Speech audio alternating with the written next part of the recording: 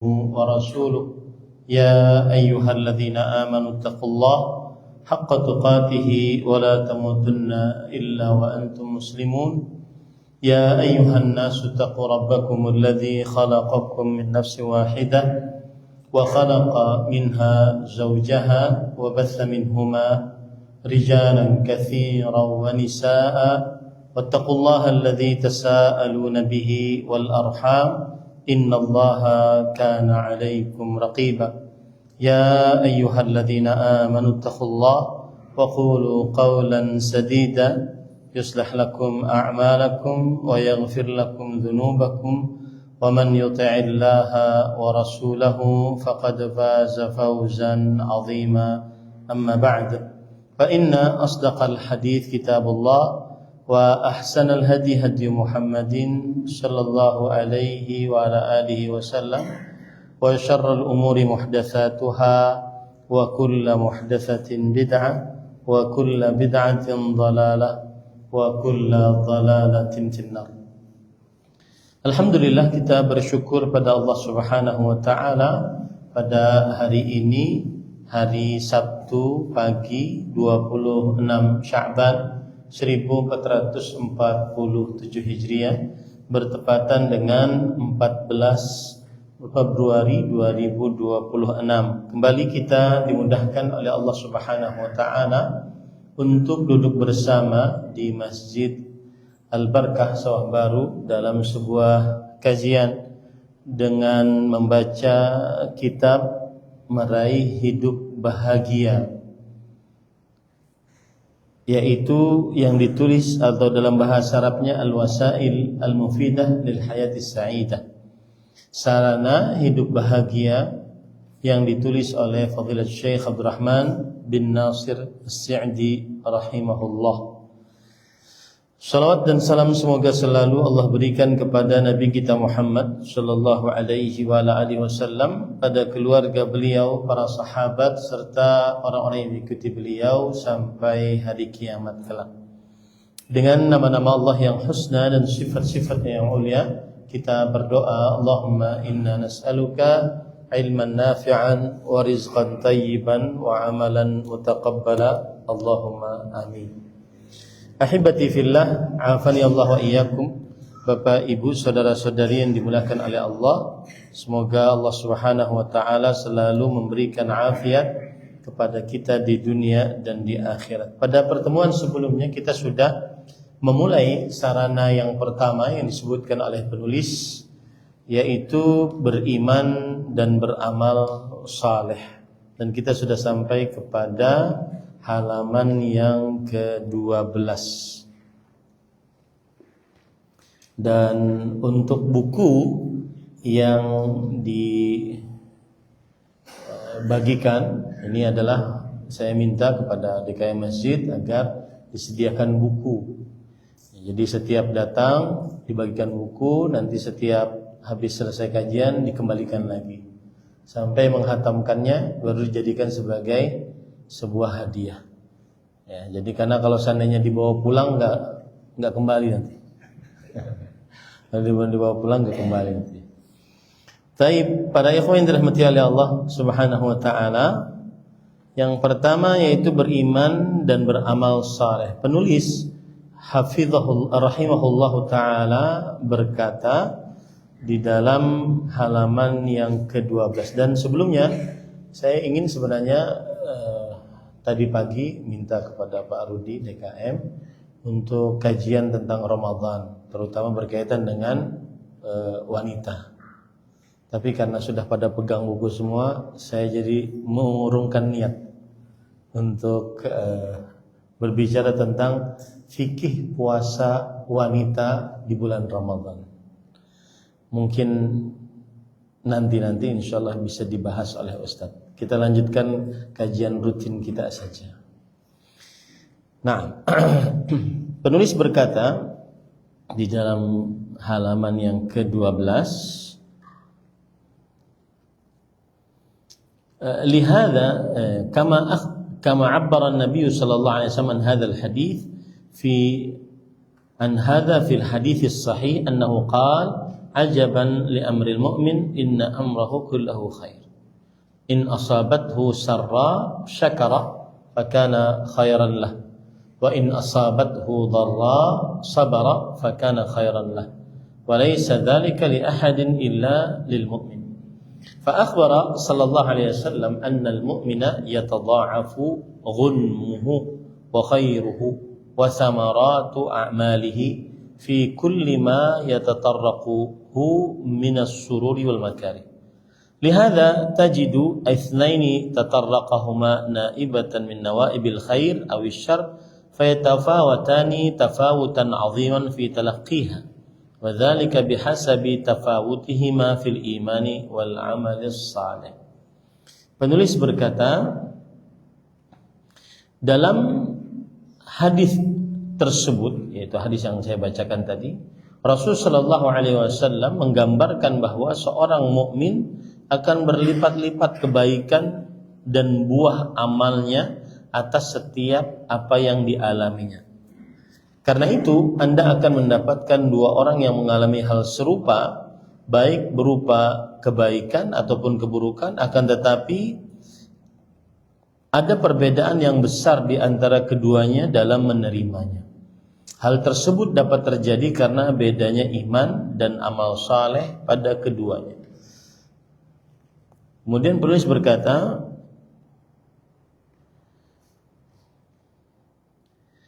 hadza al-mawsuf bihadaini al-wasfain yatalaqqa al-khair wash-sharr bima dzakarnahu min asy-syukri was-sabri wa ma yatba'uhuma fa yahduthu lahu as-sururu wal-ibtihaj wa zawalul hammi wal-ghammi wal-qalaq wa dhiqis sadri wa syaqa'il haya wa tatimmu lahul hayatu thayyibah fi hadhihi ad-dar. Yang artinya, yang pertama, menerima kebaikan dan keburukan sebagaimana yang telah kita sebutkan, yaitu dalam bentuk syukur dan sabar dengan segala konsekuensinya, sehingga lahir pada dirinya perasaan bahagia dan senang, hilangnya rasa gundah gulana, perasaan tidak tenang, kesempitan dada, dan kehidupan sengsara. Semuanya berganti dengan kehidupan bahagia di dunia ini. Kemudian penulis berkata lagi, wal akharu yatalaqqal mahabba bi asyarri bi asyar wa batar wa tughyan fa tanharifu akhlaquhu wa yatalaqqaha kama tatalaqqaha al bahaimu bi jasha' wal hala wa ma'a dhalika fa innahu ghayra mustarihin qalb bal mushattatahu min jihatin adidah mushattatan min jihati khawfihi min zawali mahbubatih wa min kathratil ma'arid an-nashi'ati anha ghaliban wa min jihati anna an-nufusa la taqifu 'inda haddin bal la tazalu mutashawwifatun li amri tawshawwifatan li umurin ukhra qad tahsul wa qad la tahsul wa in hasrat 'ala al-fard wa at-taqdir fa huwa aidan qalaqun min al-jihati al-madhkurah. Kemudian penulis berkata, sementara yang lain menerima kesenangan dengan sombong dan melampaui batas, akhlaknya menyimpang sehingga dia menerimanya bagaikan hewan rakus yang kelaparan. Namun demikian hatinya tetap tidak tenang, bahkan gelisah dari berbagai sisi. Dari sisi ketakutan akan hilangnya sesuatu yang dicintainya, dari banyaknya pertikaian yang biasanya tumbuh dari hal tersebut, dari sisi jiwanya yang tidak puas-puasnya, bahkan menginginkan hal-hal lainnya yang mungkin dapat dia raih ataupun tidak. Walaupun seandainya dapat dia raihnya, itu pun akan mengakibatkan kegelisahan dari berbagai sisi yang telah disebutkan tadi. Adapun jika mendapatkan kesulitan, dia menerimanya dengan panik, ketakutan, dan tidak tenang. Nah, kita jelaskan sekarang. Apa maksudnya ini para ikhwan? Jadi begini, orang yang beriman ketika di dalam hidup dunia, dia mendapatkan dua hal, kebaikan dan keburukan, nikmat dan bala. itu tidak akan hilang dari diri seorang muslim. Bahkan dari seorang manusia seluruhnya di dunia ini. Pasti di dunia ini antara dua, dia dapat nikmat atau dapat musibah. Nah, bedanya kalau orang beriman dapat nikmat, dia bersyukur. Nah, makanya disebutkan di situ. Yang pertama, menerima kebaikan dan keburukan sebagaimana kita sebutkan tadi. Dia bersyukur dan dia bersabar. Saat dapat nikmat dia bersyukur. Ya. Dia tidak sombong. Dia tidak ujub saat dapat nikmat. Dia mengakui nikmat ini dari Allah.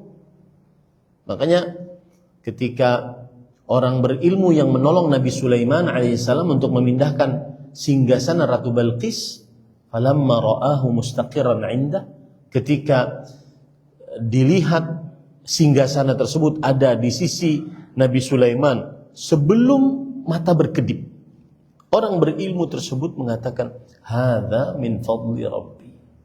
Ini adalah karunia dari Allah. Nah, itu orang beriman kalau dapat nikmat, dia sandarkan semuanya karena Allah. Saya dapat ini Ustaz karena Allah. Ini Ustaz perusahaan saya, ini semua Allah yang bantu.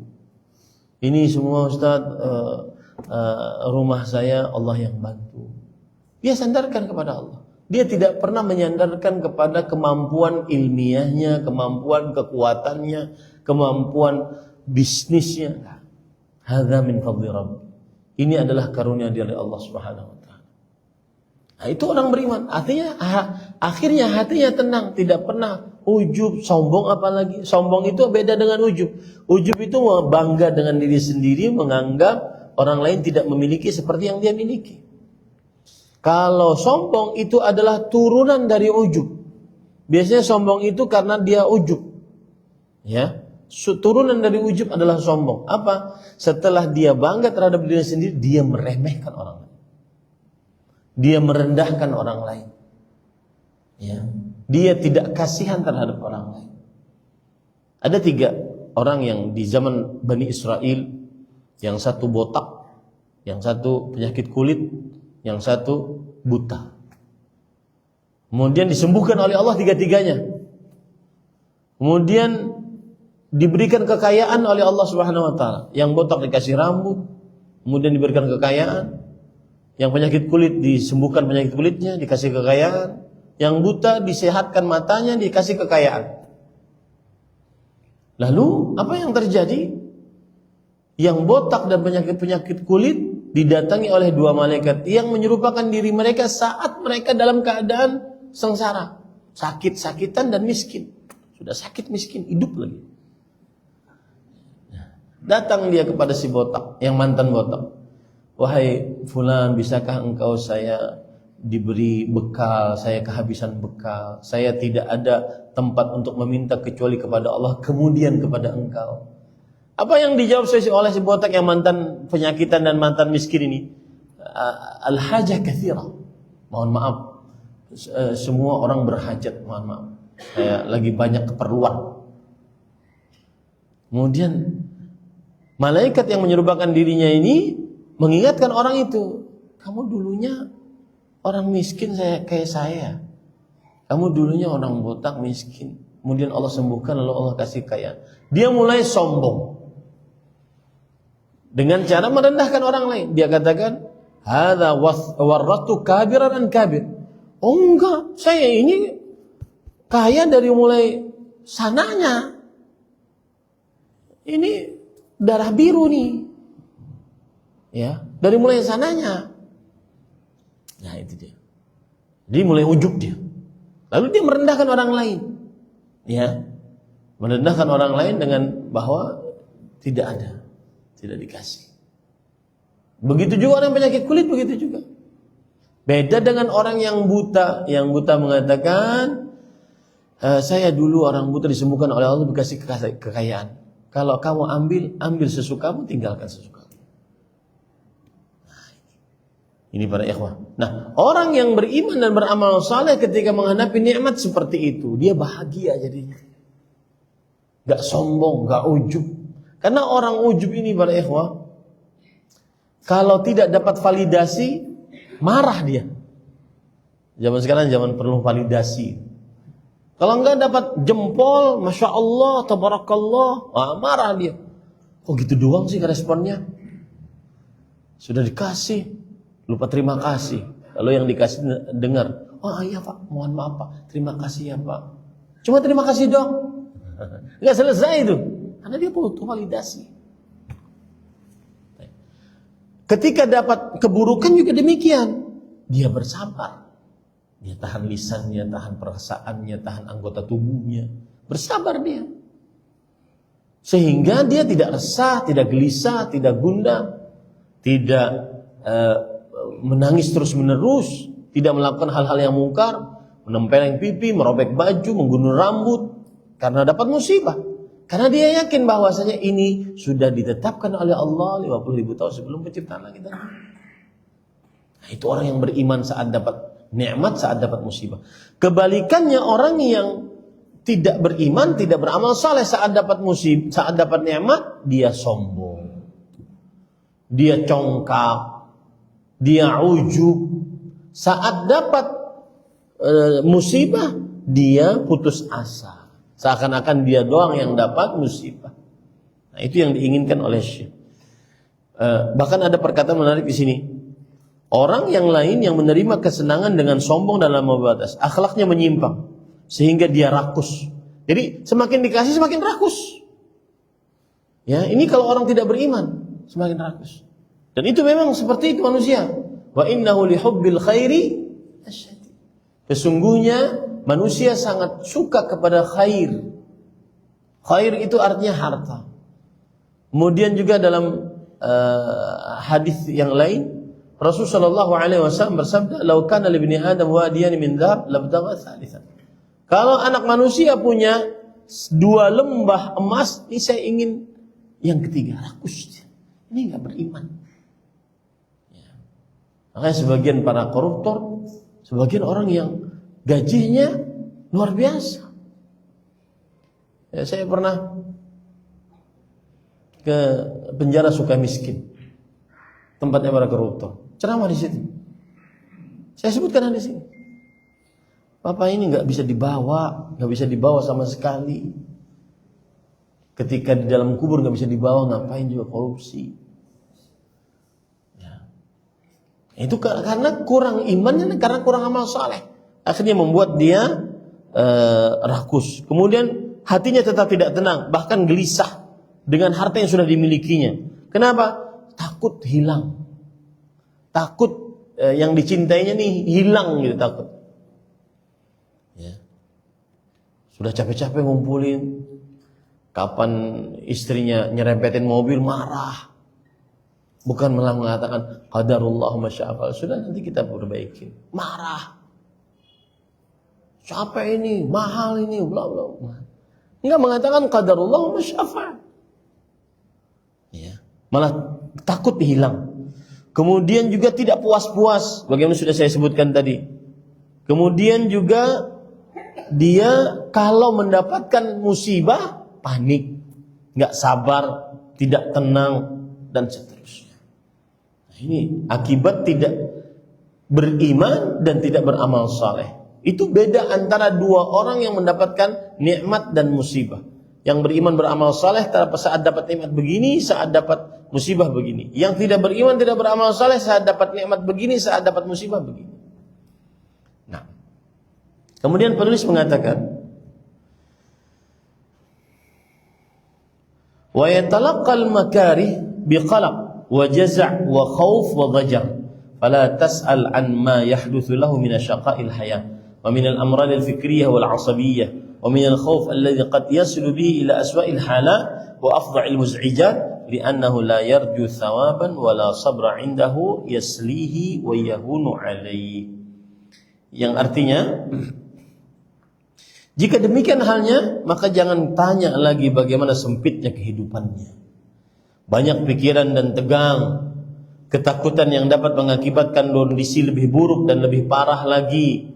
Karena semua itu tidak dihadapi dengan mengharap pahala dari Allah, tidak juga dengan kesabaran yang dapat menghiburnya dan meringankan penderitaannya.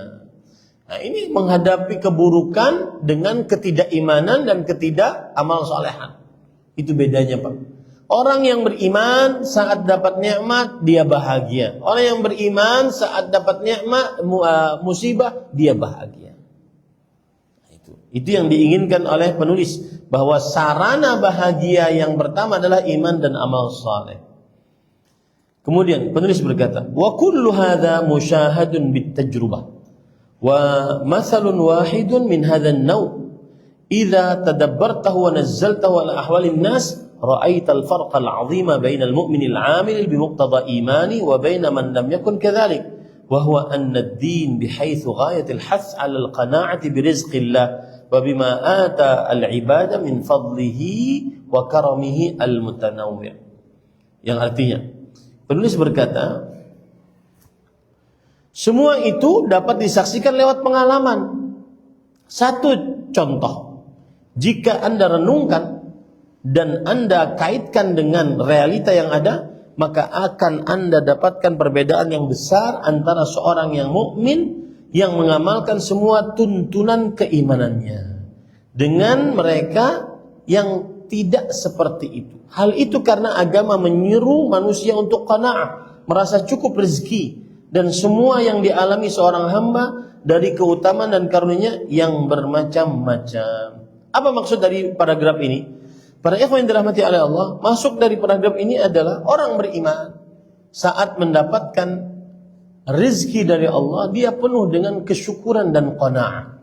Qanaah saya sering katakan itu unsurnya 3. Yang pertama adalah al-istighna bil mawjud, mencukupkan dengan yang ada.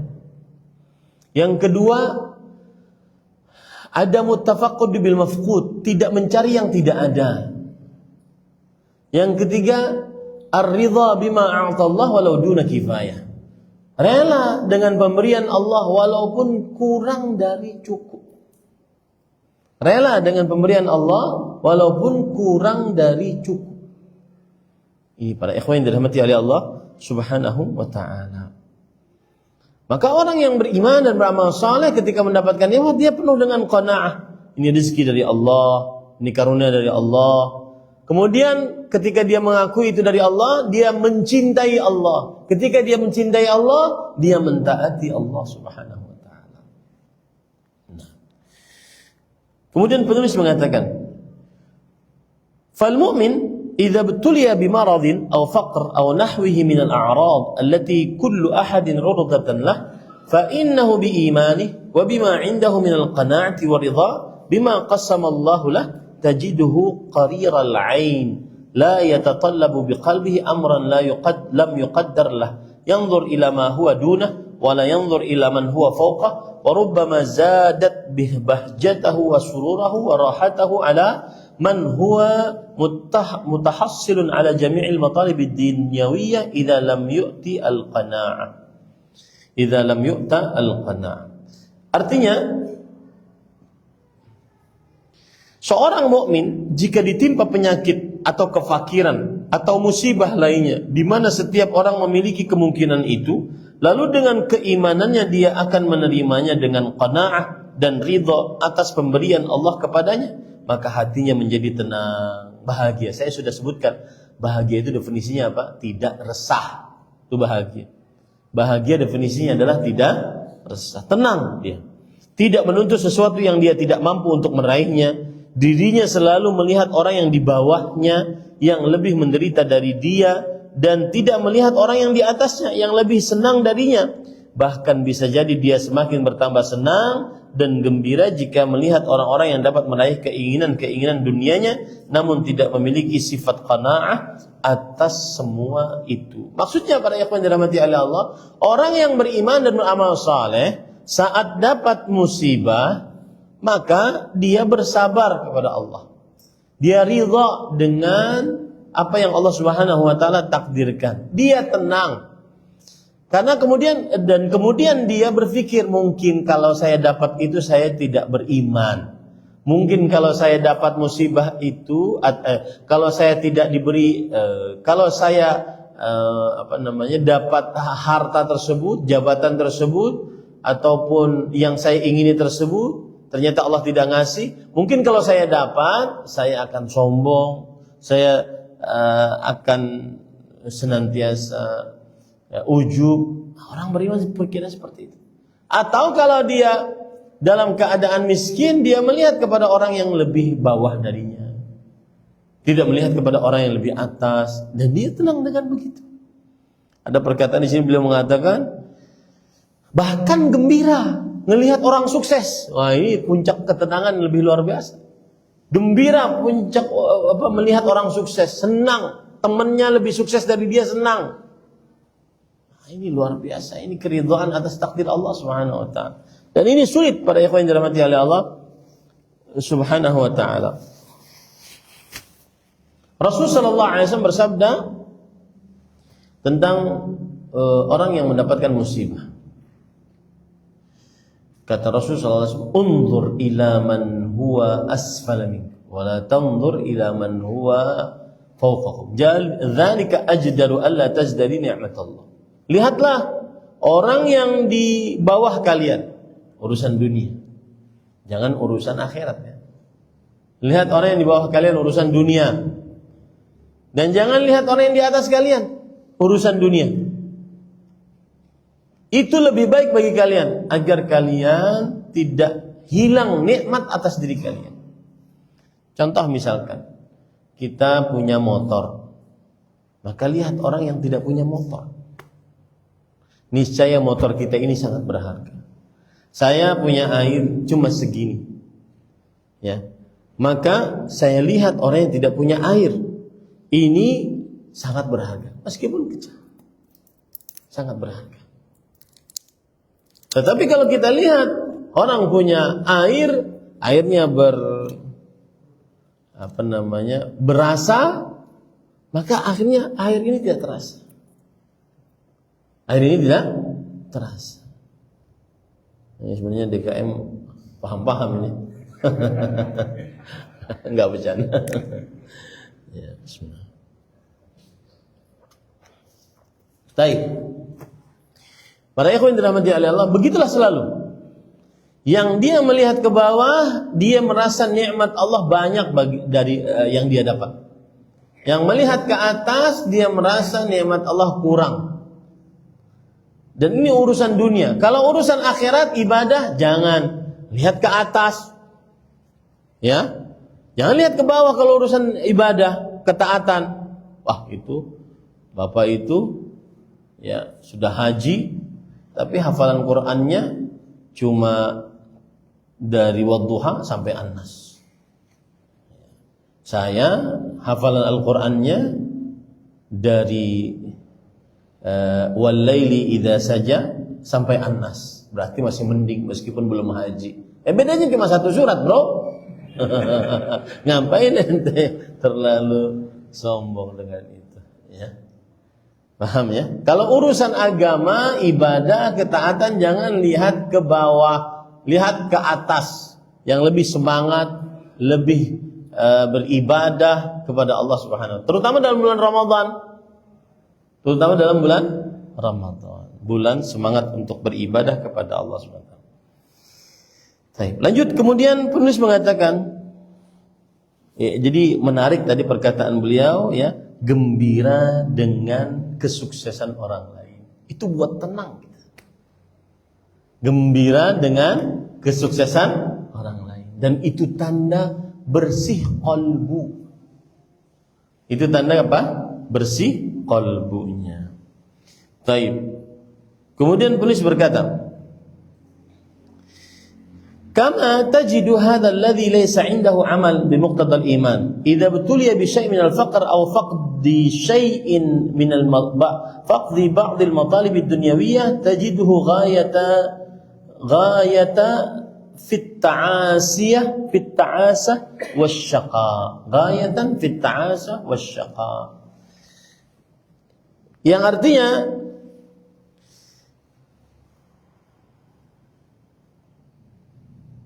penulis berkata, begitu juga Anda akan dapatkan orang-orang yang tidak menjalankan nilai-nilai keimanan. Manakala mendapatkan cobaan seperti kefakiran atau luputnya sebagian dari keinginan duniawinya, dia sangat putus asa dan menderita. Jadi para ikhwah dirahmati oleh Allah Subhanahu wa taala, orang yang putus asa itu berarti dia harus diasah lagi keimanannya. Keimanan tentang apa, Ustaz? Tentang takdir, tentang kuasa Allah. Nah, itu yang harus diasah agar dia menerima apapun yang ditetapkan oleh Allah 50.000 tahun sebelum penciptaan langit dan bumi. Baik. Kemudian penulis berkata, wa mathalun akhar idza hadathat asbabul khauf wa alammat bil insan al muz'ijat tajid sahih al iman thabitul qalb mutmainnun nafs متمكنا من تدبيره وتيسيره لهذا الأمر الذي داهمه بما هو في وسعه من فكر أو قول وعمل وقد وطن نفسه لهذا المزعج الملم وهذه أحوال تريح الإنسان وتثبت فؤاده. Yang artinya penulis berkata, kasus lainnya ketika sebab-sebab ketakutan dan kekalutan menghinggapi manusia, maka akan Anda dapati orang yang imannya benar, hatinya mantap, jiwanya tenang, teguh dalam mencari penyelesaian serta mengelola masalah yang menimpanya, tersebut dengan keluasan yang dimilikinya berupa pemikiran, perkataan, dan perbuatan. Dirinya telah kokoh menghadapi gangguan yang menimpa. Kondisi seperti ini akan membuat seseorang tenang dan hatinya mantap. Ini kalau seandainya dia mendapatkan kemusibah dalam keadaan beriman, dia tidak mudah gelagapan, tidak mudah putus asa, tidak mudah ketakutan. Kenapa? Karena semuanya kullun biqadarillah. Semuanya dengan takdir Allah Subhanahu wa taala. Nah.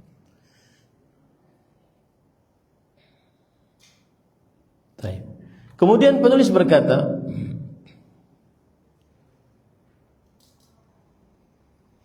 kama tajidu faqid al-iman bi'aksi hadhihi al-hal idza waqat al-makhawif in zu'ija laha dhamiruh wa tawatarat a'sabuh wa tashattat afkaruh wa dakhiluhu al-khawf war-ru'b واجتمع عليه الخوف الخارجي والقلق الباطني الذي لا يمكن التعبير عن كنهه وهذا النوع من الناس إن لم يحصل لهم بعض الأسباب الطبيعية التي تحتاج إلى تمرين كثير انهارت قواهم وتواترت أعصابهم وذلك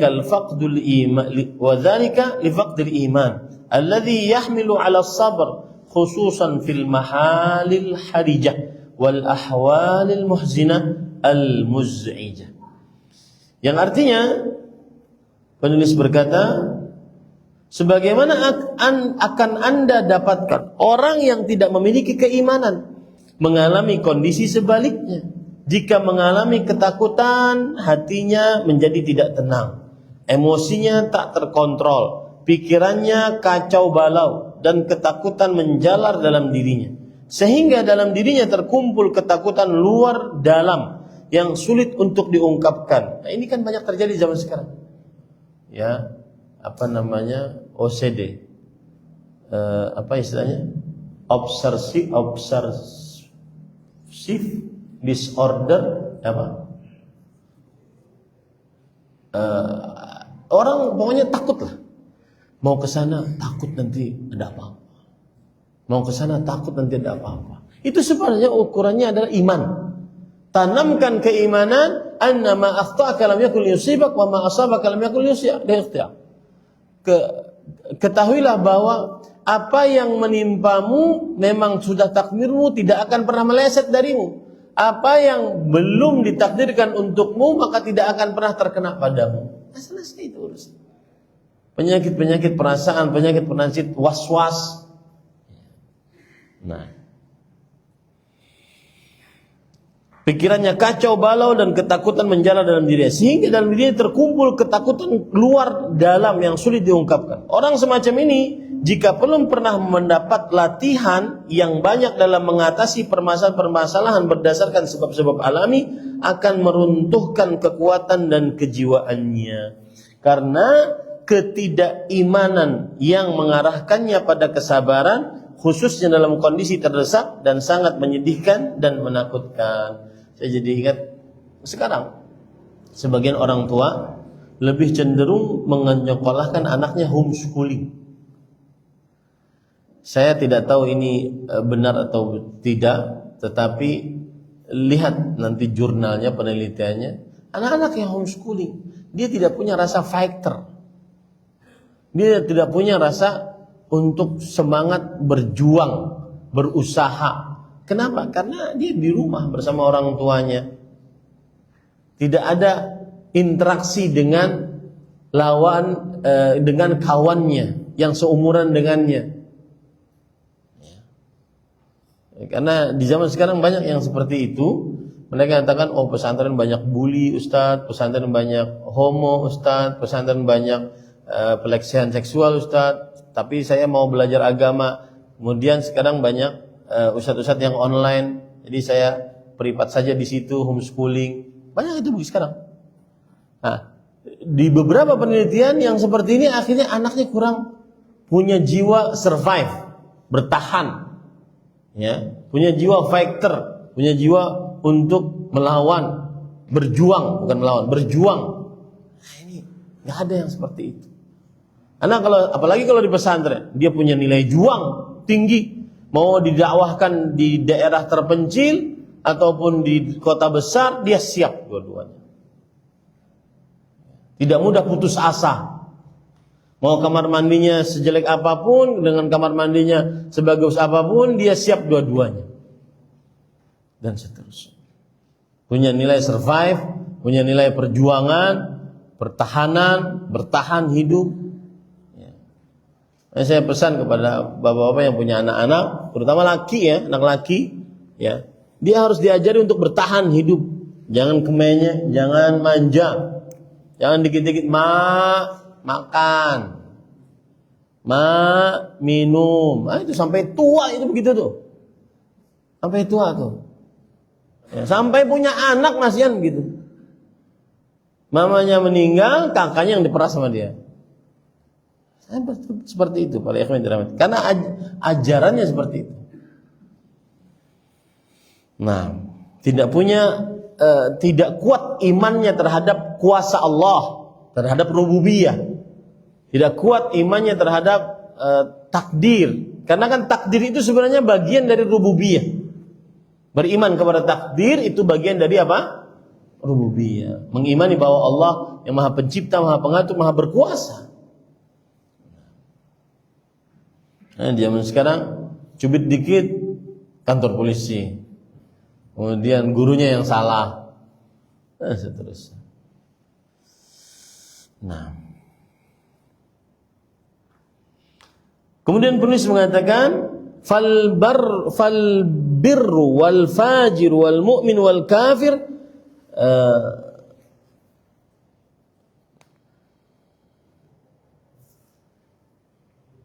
يشتركان في جلب الشجاعة الاكتسابية وفي الغزيرة التي تلطف المخاوف وتهونها ولكن يتميز المؤمن بقوة إيمانه وصبره وتوكله على الله واعتماده عليه واحتسابه لثوابه أمورا تزداد بها شجاعته وتخفف عنه وطأة الخوف وتهون عليه المصائب كما قال تعالى إن تكونوا تألمون فإنهم يألمون كما تعلمون وترجون من الله ما لا يرجون ويحصل لهم من معونة الله ومعينه الخاص ومدده ما يبعثر المخاوف وقال تعالى واصبروا إن الله مع الصابرين.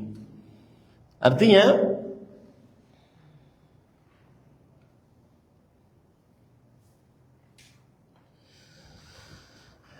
orang baik dan orang jahat, orang beriman dan orang kafir punya kemungkinan yang sama dalam mewujudkan keberanian dan naluri untuk memperkecil ketakutan. Akan tetapi orang beriman memiliki kelebihan berupa kekuatan iman, kesabaran dan tawakal kepada Allah, berpegang teguh kepadanya, mengharapkan pahala dari Allah Ta'ala. Semua itu akan menambah keberaniannya dan meringankan beban ketakutannya dan memperkecil pengaruh musibah. Sebagaimana Allah Subhanahu wa Ta'ala berfirman, jika kamu menderita kesakitan, maka sesungguhnya mereka pun menderita kesakitan pula sebagaimana kamu menderitanya, sedangkan kamu mengharap dari Allah apa yang tidak mereka harapkan. Mereka juga mendapatkan pertolongan dan bantuan khusus dari Allah Ta'ala yang dapat menghilangkan ketakutan. Dan yang artinya Allah berfirman, dan bersabarlah kalian, sesungguhnya Allah bersama orang-orang yang sabar. Apa maksud dari paragraf ini, Pak? Jadi gini, kita orang beriman, di sana orang kafir. Orang beriman bisa survive, bisa bertahan, bisa berjuang. Sebagaimana orang kafir bisa bertahan, bisa berjuang. Bedanya orang beriman, dia lebih mempunyai keberanian, lebih mempunyai rasa juang dibandingkan orang kafir. Kenapa? Karena dia beriman kepada takdir Allah. Dia beriman kepada kuasa Allah Subhanahu wa Ta'ala. Itu yang membuat dia lebih berani. Ya, lebih berani berjuang, lebih berani bertahan. Kenapa? Karena dia punya kuasa Allah. Tidak ada kamus di dalam diri seorang beriman, tidak ada di dalam diri seorang beriman kamus putus asa. Putus asa tidak ada dalam kamus hidup seorang diri yang beriman. Patah semangat, ya, malas, tidak ada di dalam kamus hidup orang beriman. Kenapa? Karena tadi lihat ayatnya. Jika kamu menderita kesakitan, kita orang beriman menderita kesakitan, maka sesungguhnya mereka orang kafir pun kesakitan juga sama-sama. Tapi bedanya kita mengharap dari Allah pahala atas sakit itu, mereka tidak. Itu yang membuat akhirnya kita lebih bersabar, kita lebih tenang, kita lebih menahan lisan, tidak mudah menggerutu. Apalagi nanti puasa nih.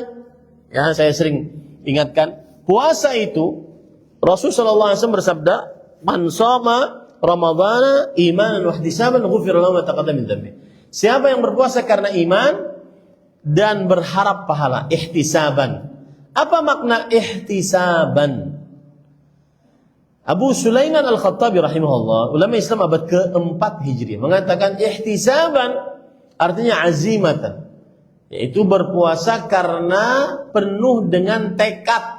Tekad untuk apa?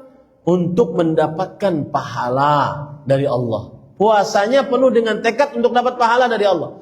Fala yastatilu li ayyami wa la yastathqilu li siyami. Maka dia ketika puasa tidak merasa panjang hari puasanya. Jadi kalau orang puasa ihtisab itu dia tidak akan, aduh baru jam 9 lagi. Tidak ada begitu. Dia bahkan gak lihat-lihat jam untuk puasanya. Kapan bukanya ini lama banget. Gak ada orang puasa begitu. Yang ihtisaban gak begitu. Dan tidak merasa berat saat puasa. Ya Allah, haus banget. Kenapa sih ada syariat puasa, ya Allah? Ini gak ada itu. Ihtisaban gak begitu. Ya, semakin dia haus, semakin lama, maka dia akan semakin semangat. Saya pernah ada panitia kajian. Waktu itu dari ada kajian saya online, mereka dari Jepang nanya, Ustaz, kami ini puasa di Jepang kadang-kadang cuma 4 jam waktu berbuka.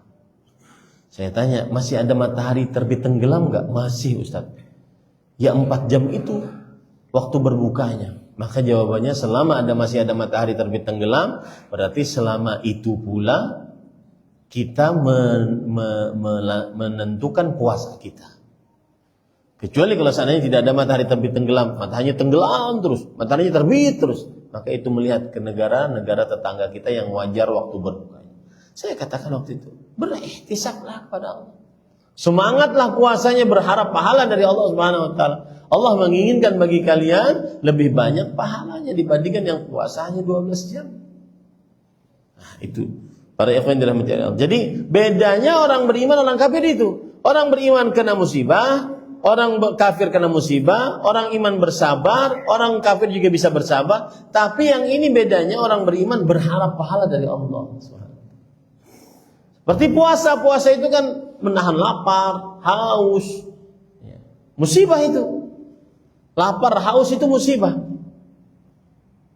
Maka harus dihadapi dengan sabar dan berharap pahala dari Allah Subhanahu wa taala. Makanya Allah penulis mengatakan wasbiru innallaha ma'as sabirin. Bersabarlah, sesungguhnya Allah bersama orang-orang yang bersabar. Nah, cukup kiranya untuk nomor 2 nanti dilanjutkan pada setelah bulan Ramadan. Setelah bulan Ramadan. Karena Ramadan saya biasanya tidak ke Jakarta.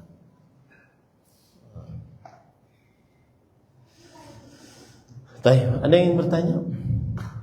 Nah, Waalaikumsalam. Bagaimana apabila dalam hati ini kadang-kadang itu timbul rasa sombong, apa yang bisa kita segera lakukan? Bagus pertanyaannya. Bagaimana cara mengobati ujub? Jawabannya adalah lekas-lekas kembalikan semua yang Allah berikan dari kelebihan kepada Allah. Sandarkan semua yang Allah berikan dari kelebihan kepada Allah, apapun jenisnya.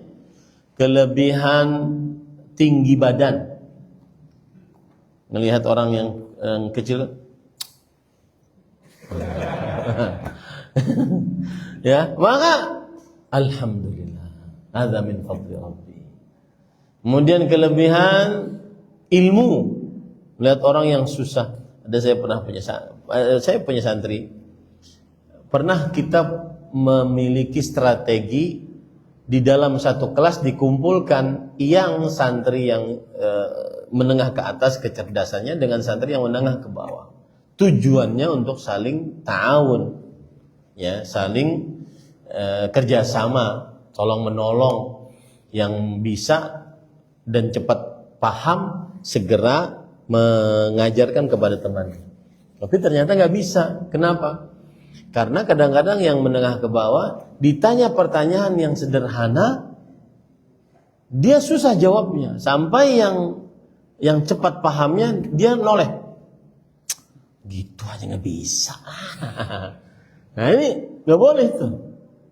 Dia langsung aturan dia tolong temannya, kemudian dia katakan alhamdulillah saya bisa, cuma sini kita sama-sama. Nah itu. Sandarkan semua kelebihan kepada Allah.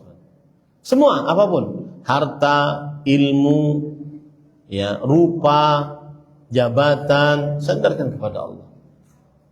Kemudian juga yang kedua adalah berdoa kepada Allah agar dicintakan akhlak-akhlak yang baik. Seperti hadis Rasulullah SAW, Allahumma inni a'udzubika min munkaratil akhlaq wal a'mal wal ahwa wal adwa. Ya Allah, aku berlindung kepadamu dari buruknya akhlak. Salah satunya adalah ujub dan kesombongan, perbuatan hawa nafsu dan penyakit. Berdoa kepada Allah Subhanahu wa taala agar kita senantiasa dijauhkan dari akhlak yang buruk. Itu kiatnya. Adapun kiat menghadapi sifat sombong yang ada dalam diri kita, maka ingat asal penciptaan kita. Kita ini diciptakan oleh Allah, semua dari manusia, keluar 2 kali dari lubang kencing. 2 kali dari lubang kencing. Yang pertama dari lubang kencing bapak kita, yang kedua dari lubang kencing ibu kita. Sama. Pantaskah sombong seorang makhluk yang diciptakan oleh Allah yang keluar dari 2 lubang kencing 2 kali? Paham ya para ikhwan dirahmati Allah? Kenapa harus menyombongkan diri? Keluar dari lubang kencing 2 kali. Kok bisa menyombongkan diri? Dan itu perkataan ulama salaf yang saya katakan. Saya lupa bahasa Arabnya. Bagaimana seorang manusia bisa sombong lawang dia keluar dari lubang kencing 2 kali? Kemudian yang kedua, para ikhwan dirahmati oleh Allah, biasanya orang yang sombong itu kurang mengagungkan kuasa Allah.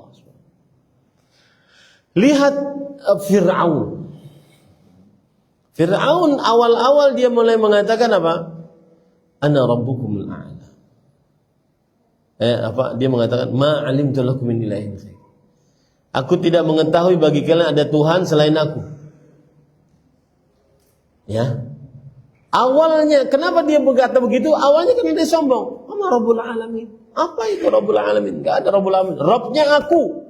Tidak ada Tuhan selain aku. Kemudian di akhir setelah 40 tahun dia ngomong lagi, ana rabbukumul a'la. Aku Rabb kalian paling tinggi. Jadi sombong itu hasil daripada kurang mengagungkan siapa? Allah SWT. Kalau dia mengagungkan Allah, niscaya dia tidak akan sombong. Kemudian yang ketiga, kiat agar menghilangkan kesombongan, ketahui baik-baik dan ujub, ketahui baik-baik bahwa seseorang memiliki kedudukan yang paling tinggi di sisi Allah bukan berdasarkan dunia, tetapi berdasarkan takwa. Inna akramakum indallahi atqakum. Wallahu a'lam. Setiap ucapan merupakan doa. Saya sering mengeluarkan ucapan yang tidak baik kepada usaha suami saya. Suami sering membuka usaha namun gak lama sepi dan tutup. Pernah suami kerja ikut sama temannya, tapi tidak lama kini suami mulai merintis usaha kembali bersama rekannya. Perkataan apa yang harus saya ucapkan agar usaha suami saya berhasil? Apakah juga pertengkaran dapat menghalangi rezeki suami saya? Jawabannya yang pertama adalah ada waktu yang Allah sediakan. Allah membuka pintu langit dan waktu itu Allah kabulkan semua ucapan. Hati-hati itu. Ada waktu yang Allah membuka pintu langit dan waktu itu Allah kabulkan semua ucapan. Ya. Maka jangan sampai seorang istri mendoakan yang buruk-buruk bagi suaminya. Rasulullah SAW bersabda, la tad'u ala anfusikum. Jangan kalian doakan keburukan atas diri kalian. Wala ala amwalikum. Wala ala auladikum. Dan jangan doakan keburukan atas harta kalian, termasuk dalamnya usaha. Dan jangan doakan kalian keburukan atas anak-anak kalian. Fa inna lillahi sa'ah la yuwafiquha 'abdun muslim yas'alullaha ta'ala syai'an illa ata'uhu iyyah. Allah memiliki sebuah waktu, tidaklah seorang hamba mengucapkan sesuatu kemudian Allah kabulkan ucapannya tersebut. Maka hati-hati. Jangan sampai asal ucap. Rasulullah SAW bersabda, "Rubba kalimatin la yulqi laha balan yahwi biha fi nari jahannam." Berapa banyak ucapan yang tidak diperhatikan akibatnya, maka dia memasukkannya ke dalam nerakanya Allah SWT. Terutama orang tua kepada anaknya. Jangan sering dicaci dan dimaki anak-anak. Didoakan. Saya dulu kalau di Arab Saudi saya ingat kalau seorang orang tua manggil anaknya, ya batal ta'al.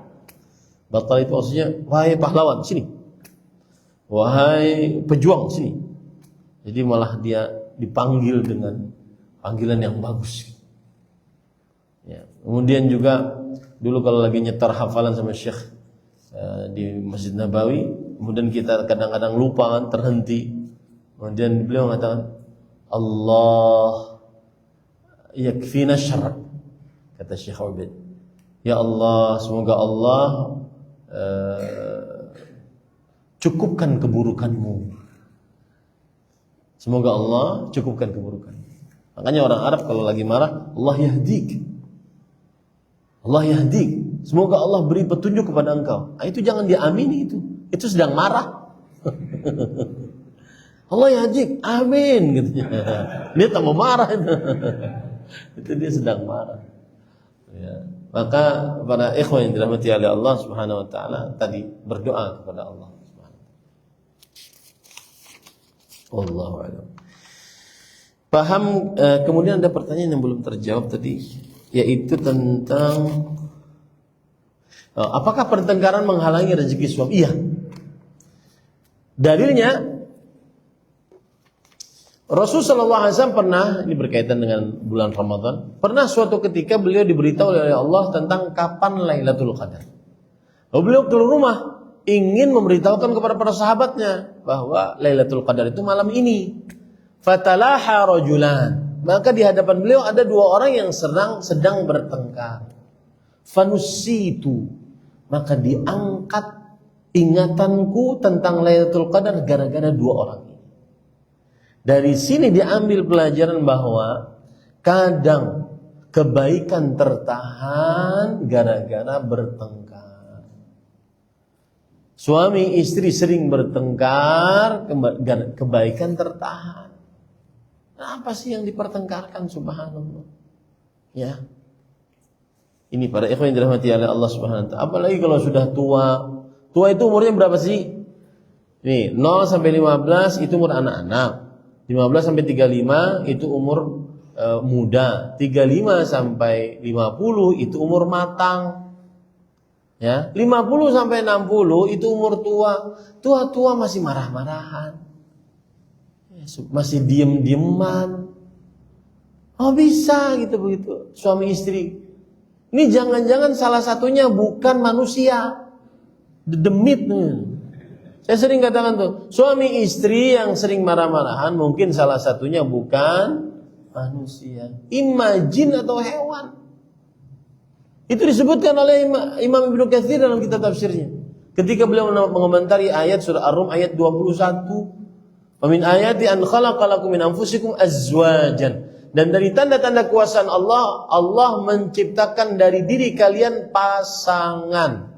Litaskunu ilaiha, agar kalian tenang dengannya. Kata Imam Ibnu Katsir, walau annallah, jikalau Allah ja'ala bani Adam kullahum dzukuran, menjadikan seluruh anak Adam adalah laki-laki. Seluruh anak Adam laki-laki. Adam dan Hawa menikah alaihi wassalam, kemudian seluruhnya anak laki-laki. Wa ja'ala azwajahum min jinsin akhar, dan Allah menjadikan istri-istri mereka dari jenis lain selain manusia, imma min jin au hayawan, baik dari jenis jin atau hewan. Lama hasala hadzal ikhtilaf, maka tidak mungkin terjadi ikhtilaf, tidak mungkin terjadi kedamaian, ketenangan, kerukunan.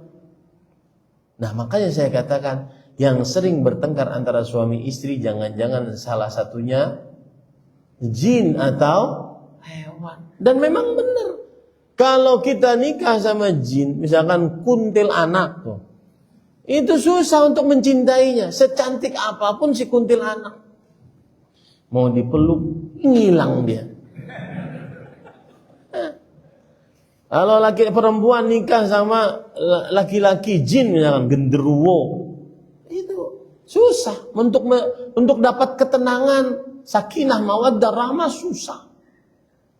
Apalagi nikah dengan hewan. Secantik-cantiknya orang utan, Pak, nggak akan sama dengan manusia.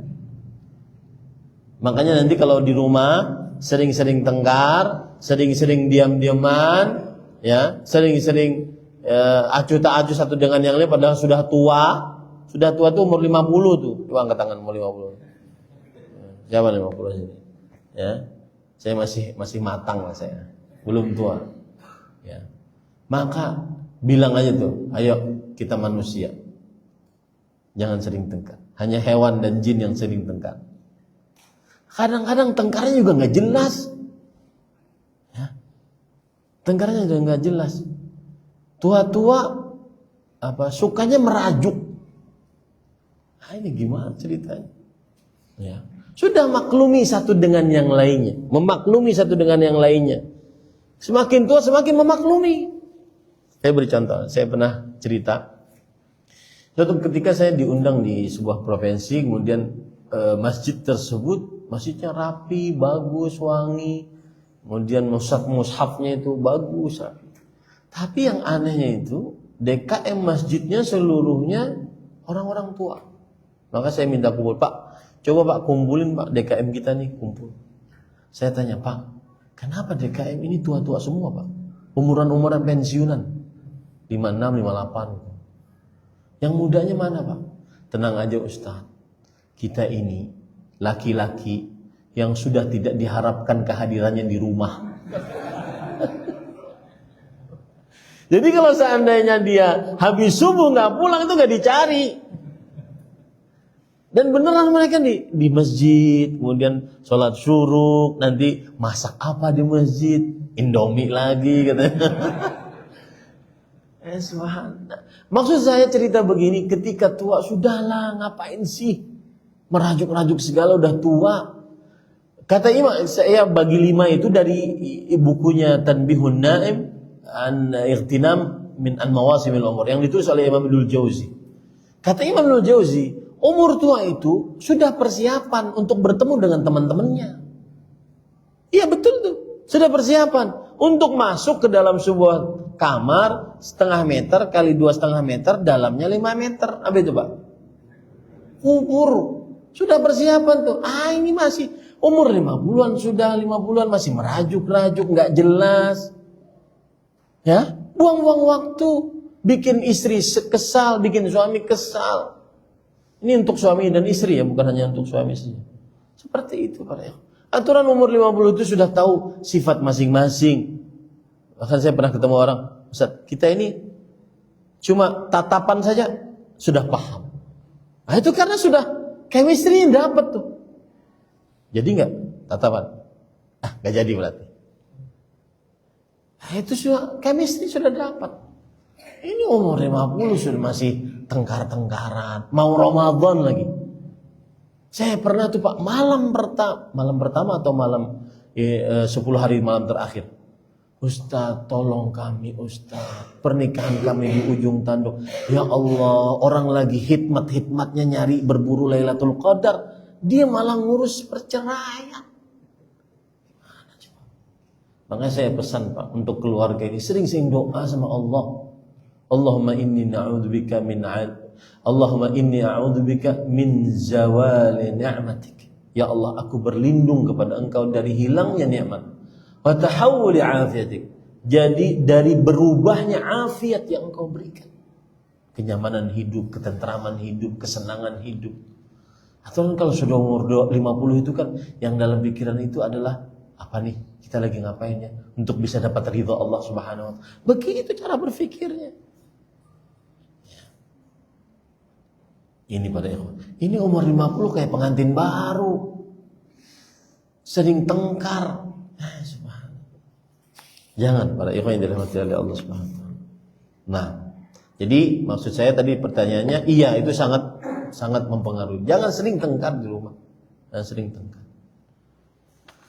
Wallahu a'lam. Pahamkan ke suami kalau minta uang untuk beli skincare dalam tanda kurung untuk cantik masih batas wajar, karena terkadang bagi istri itu lebih penting daripada diajak makan di restoran mewah. Sesekali istri memilih beli skincare atau makan. Nah, ini curhatan kayaknya nih. Sampai nggak ada pertanyaannya Pak. Cuma ada suruhan dia, pahamkan. Ustadznya disuruh memahamkan. Mana antum sini paham nggak? Paham nggak antum? Paham ya? Paham Bu, sudah paham Bu. Gini para ikhwan, nafkah itu adalah mencakup sandang, pangan, papan, dan seluruh keperluan yang dengannya perempuan itu hidup. Makanya ketika ada seorang laki-laki yang punya orientasi saya ingin menikahi wanita kaya supaya nyaman hidup, itu keliru. Kenapa? Karena dia di rumah keluarganya dia dijamin hidupnya. Lah ente tarik dari rumah keluarganya pindah ke rumah ente, harusnya yang ada di rumah keluarga itu pindahin ke sini. Rasain tuh. Semuanya harus sama seperti mana dia dielus, dimanja, disediakan oleh orang tuanya. Ketika bersama kita juga demikian semestinya. Nah itu dia. Makanya nafkah itu sandang, pangan, papan, dan seluruh keperluan perempuan yang dengannya dia tegak hidupnya. Termasuk di zaman sekarang skincare. Mau nggak mau antum hidup di zaman skincare. Ya. Ini saya jadi ingat santri saya. Santri itu dikasih duit nggak mau. Hadiah santri yang paling dia sukai apa? Adalah pulang. Makanya kalau seandainya ada lomba-lomba, hadiahnya pulang, seneng banget dia. Ayo, siapa yang punya prestasi dapat reward. Rewardnya adalah pulang 24 jam. Apa prestasinya? Kalau seandainya dalam sebulan dia bisa menyetorkan 2 juz, maka dia dapat reward. Oh, itu banyak tuh. Nggak dikasih duit ya, pulang. Nah, sama istri gitu. Nggak usah dikasih makan. Makanin skincare sekali. Insya Allah sudah paham, Bu. Ya. Subhanallah. Nggak ada pertanyaan coba. Ustadznya yang diperintah. Itulah perempuan. Antum harus bersabar dengan perempuan itu. Ya. Antum harus bersabar. Baik. Barakallahu fiik wa fiik barak. Menyambut bulan suci Ramadan, membersihkan hati. Bagaimana maksud hati yang bersih? Jawabannya adalah hati yang bersih diantaranya mengimani kewajiban puasa ini datang dari Allah. Sehingga saat dia menahan makan minum bersetubuh yang halal-halal itu, dia benar-benar lapang hatinya, tidak merasa berat saat berpuasa. Itu dia. Wallahu a'lam. Bolehkah membaca Al-Quran tanpa memakai kerudung, cuma memakai pakaian ala kadarnya? Kalau seandainya di luar rumah, jangan. Kalau dalam rumah, tafadhal, silahkan. Tetapi lebih afdal dia lebih beradab. Di dalam rumah sambil rebahan juga boleh. Kan ada ayat yang Al-Quran berbunyi, alladzina yadhkuruna Allaha qiyaman wa qu'udan wa ala junubihim. Orang-orang yang berzikir kepada Allah dalam keadaan berdiri, duduk dan berbaring. Termasuk zikir adalah membaca Al-Quran. Tidak mengapa itu. Wallahu a'lam. Tapi kalau ingin beradab, maka menghadap kiblat, penuh dengan kekhusyuan dan seterusnya. Wallahu a'lam. Kakak saya disuruh atasannya menempati salah satu rumahnya yang dalam proses dijual atau kontrakan. Listrik dan air dan lain-lain atasan kakak saya yang bayar. Apa hukumnya jika saya sekeluarga sering main, bahkan nginap, terkadang numpang nyuci mobil dan lain-lain? Jawabannya minta izin. Kenapa? Karena yang diizinkan siapa? Kakaknya. Ya. Semua yang bukan hak kita akan menjadi halal saat dimintai halal. Ya, wallahu a'lam. Kenapa demikian Pak Ustadz, segitu sulitnya kah? Gini, jadi pemikiran dasarnya, antum, saya muslim, antum muslim di bawah ibu-ibu muslimah. Apapun yang berkaitan dengan diri kita itu suci. Tidak boleh direnggut, harta tidak boleh diambil, darah tidak boleh diteteskan, kehormatan tidak boleh direndahkan. Itu orang muslim. Nah, ketika si kakak saja yang diizinkan oleh atasannya, maka kita ketika tamu, ini harus izin kakaknya kepada atasannya. Karena akadnya adalah apa? Diinapi oleh si kakak saja. Wallahu a'lam. Bolehkah kalau berzakat fitrah bentuk uang karena melihat si penerima dalam kondisi dhu'afa? Jawabannya adalah pendapat yang lebih kuat tidak boleh. Kenapa? Karena di zaman Rasulullah SAW itu ada alat tukar emas dan perak. Tapi beliau tidak mengarahkan kepada emas dan perak. Kemudian yang kedua, Rasulullah SAW mengatakan so'an min ta'am. Berzakat fitrah dengan 1 sa' dari makanan. 1 sa' dari makanan berarti makanan pokok pada saat itu. Maka hendaknya seseorang dia berzakat fitrah dengan makanan pokok sebagaimana hadis Rasulullah. Kemudian yang ketiga, di zaman Rasulullah itu lebih sulit hidupnya dibandingkan di zaman sekarang. Tapi tetap Rasulullah SAW memberikan kewajiban bahwa berzakat fitrah dengan makan. Yang keempat, berzakat fitrah kalau kita dapat bahan pokok makanan seperti beras, gandum ataupun yang lainnya, kurma, ya, maka kita bisa menjual setelahnya. Boleh dijual, tidak mengapa. Orang dapat zakat fitrah, kemudian saya tidak perlu berasnya karena beras masih ada, maka dia bisa jual. Itu cara agar dia dapat uangnya. Wallahu a'lam. Ada orang yang berhutang kepada kita sudah lama dan sepertinya dia kesusahan untuk membayarnya. Kalau saya ikhlas menghalalkannya, apakah ini termasuk perdagangan saya dengan Allah? Jawabannya iya. Ini sangat perdagangan luar biasa. Karena orang yang menghalalkan hutang orang lain dijamin ampunan oleh Allah. Apalagi gini, Pak. Kadang-kadang hutangnya itu tidak kita terlalu harapkan kembaliannya. Maka halalkan saja. Halalkan saja. Hutangnya, harta kita berkali-kali lipat daripada hutangnya. Halalkan saja para ikhwan. Tidaklah orang berhutang kecuali dia sangat memerlukan.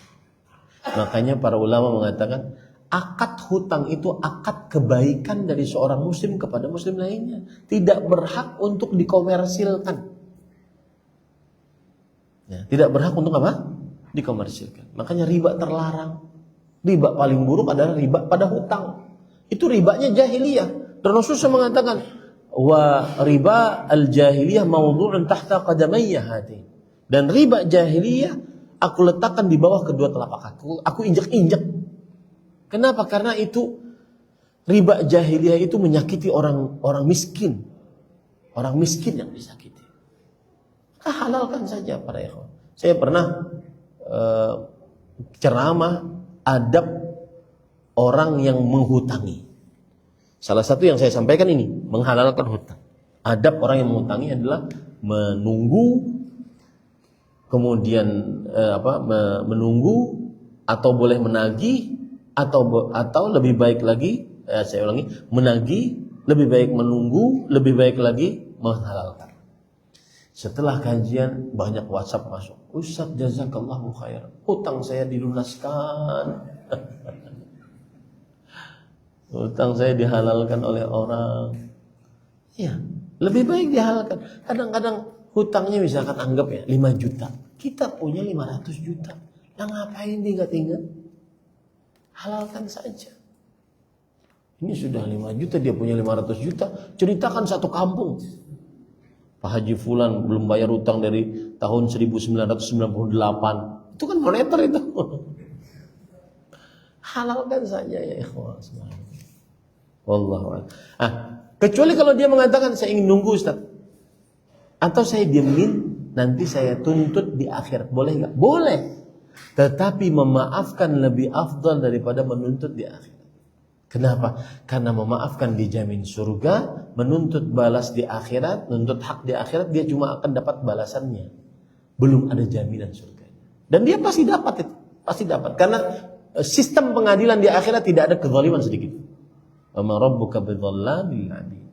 Wa nadha'ul mawazin al-qista yaumil qiyamah. Kami letakkan timbangan-timbangan yang adil pada hari kiamat. Wallahu a'lam. Ada apa kafaratnya kalau kita tidak menunaikan nazar kita? Jawabannya ada 3 kafaratnya. Yang pertama, memberi makan kepada 10 orang miskin. Yang kedua, berpuasa 3 hari berturut-turut. Yang ketiga, memberi pakaian. Wallahu a'lam. Ada dalilnya dalam Al-Qur'an. La yu'akhidhukumullahu billaghwi fi aymanikum walakin yu'akhidhukum bima aqadtumul ayman. Fakaffaratu it'amu 'asharati masakin min awsati ma tut'imuna ahlikum aw kiswatum aw tahriru raqabah. Faman lam yajid fasiyamu 3 ayyam. Yang pertama yaitu memberi makan kepada 10 orang paling miskin, atau memerdekakan budak, atau berpuasa 3 hari berturut-turut. Wallahu a'lam. Jika mengikuti program sedekah sekali bayar di awal, namun nanti ada adminnya yang mengatur harinya, apakah ini termasuk sedekah yang kontinu walaupun bayarnya dirangkap 1 kali saja? Ini mungkin harus bertanya bagaimana teknisnya, saya belum terlalu paham. Ada kajian sunnah diadakan di rumah seorang akhwat dan rutin diisi oleh ustadz-ustadz sunnah, tapi tidak ada sutrah dan penutup antara ustadz tersebut dengan jamaah akhwat meskipun berjarak. Afwan, ini kajian muslimah. Bagaimana pendapat ustadz? Apakah seharusnya ada hijab antara ustadz dan jamaah akhwat? Jazakallahu khairan. Iya. Kan ayatnya, dalilnya ada. Wa idza sa'altumuhunna fas'aluhunna min wara'i. Wa idza sa'altumuhunna mata'an fas'aluhunna min wara'i. Jika kalian minta sesuatu makanan, maka mintalah dari balik hijab. Ya. Jangan sampai menjaga. Saya baru dari mana kemarin tuh? Dari Serang. Masjidnya masjid kaum muslimin umum. Kemudian habis kajian, habis subuh buka. Set. Kemudian setelah itu saya ngomong sebentar, pembukaan, lalu setelah itu saya sebutkan ayat tadi. Lalu saya minta izin untuk ditutup. Itu lebih enak, pandangan kita lebih enak. Kemudian kita juga tidak berpura-pura tidak, karena bagaimanapun laki-laki, kita ini laki-laki. Ya, kalau sudah ceramah dilihat perempuan, ya, perempuannya di depan kita sudah beda-beda gayanya. Sudah ngaku aja lah, kita nggak kuat. Ya, yang kuat hanya Nabi Yusuf alaihissalam. Ya. Sudah pura-pura beda-beda caranya. Saya tidak menuduh yang tadi disebutkan dia pura-pura, enggak. Cuma kita ini lemah. Wa khuliqal insanu dhaifan. Manusia diciptakan dalam keadaan lemah. Akan lebih selamat dengan berhijab. Dan Rasulullah SAW juga demikian. Tidak ikhtilat. Dan ini juga perhatian nih pada yang punya travel. Kadang-kadang heran kita kalau di masjid lengkap begini kan, maksudnya tertutup begini. Kenapa kalau pas manasik itu nyampur? Nyampurnya bersebelahan lagi. Kalau di belakang sih oke. Saya pernah tuh manasik haji, saya katakan di belakang. Nyampur. Dan itu yang ngisi kadang-kadang ustadz yang mengusung dakwah sunnah. Ya, tapi nyampur akhirnya. Nah, itu kadang-kadang harus dinasihati seperti itu. Wallahu a'lam. Ini yang bisa disampaikan. Subhanakallah bihamdika asyhadu an la ilaha illa anta. Sebelumnya saya ingin mengucapkan bahwa bulan Ramadan ini satu aja pesan dari saya.